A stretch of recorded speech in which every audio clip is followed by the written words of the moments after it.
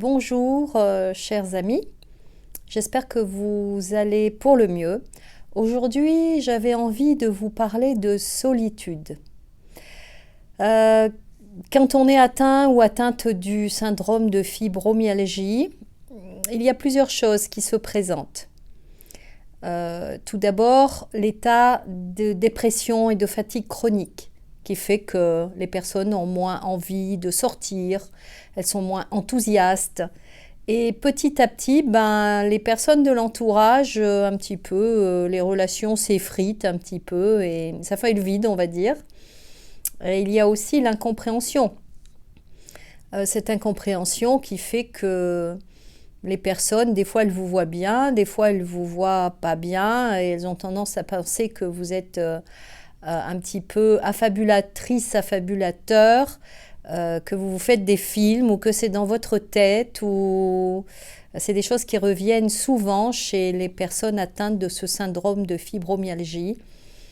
Et donc, voilà, c'est les relations s'effritent et se diluent petit à petit. Donc, je voulais voilà, vous prendre le temps de vous exposer ça et de vous poser la question, est-ce que c'est votre cas?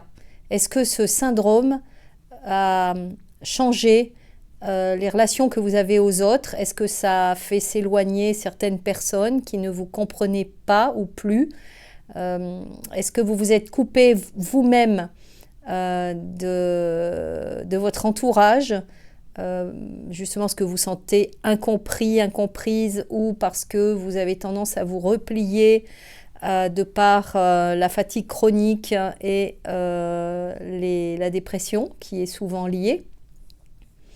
Voilà, l'idée c'est que je venais un petit peu sonder si c'était le cas pour vous et vous dire que de toute façon, quand on est atteint de quand on est atteint de ce syndrome-là, il y a peu de personnes qui sont capables d'écouter et de comprendre. Voilà. Alors quand je dis ça, je condamne pas tout le monde, hein, parce que j'ai des personnes que j'accompagne qui me disent je suis très bien compris ou comprise par ma famille, mon compagnon, c'est vraiment super. Tant mieux, hein. Voilà, tant mieux. Et ça, c'est très important. Et si vous vous sentez pas trop compris, comprise, j'ai envie de dire,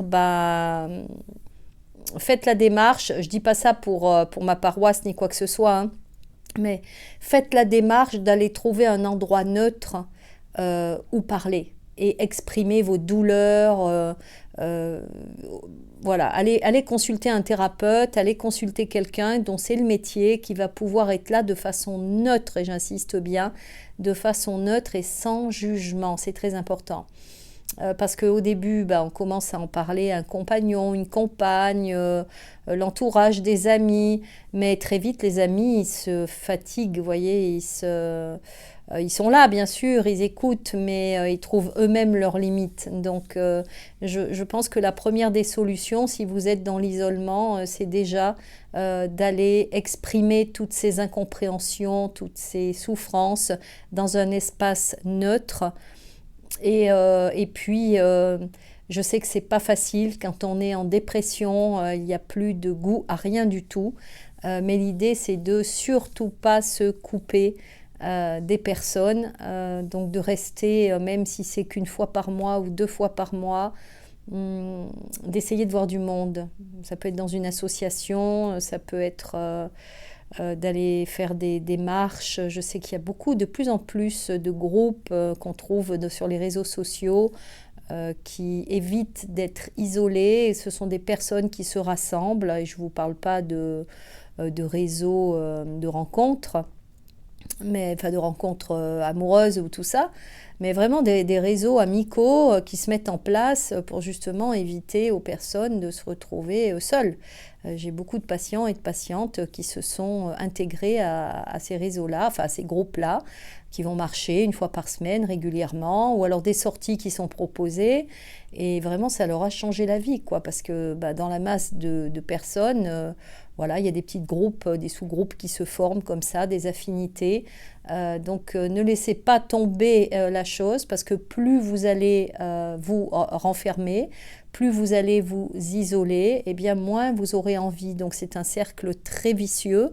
Et des fois, il vaut mieux, même si on n'a pas envie, se dire bah tant pis, je le fais quand même. Je sais de quoi je parle. Il y a plein de fois où j'aurais préféré rester au fond de mon canapé. Et je me suis dit non, tu le fais quand même. Tu ne te donnes pas le choix. Et en fait, quand on y est, après, on se rend compte que les autres nous apportent beaucoup. Mais l'idée, c'est vraiment de compartimenter.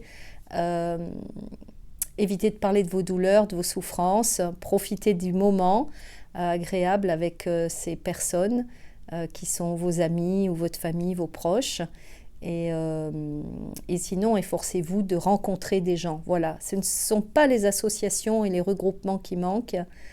Je vous souhaite plein de merveilleuses choses dans vos vies et je vous dis à très vite pour une autre vidéo. Prenez soin de vous.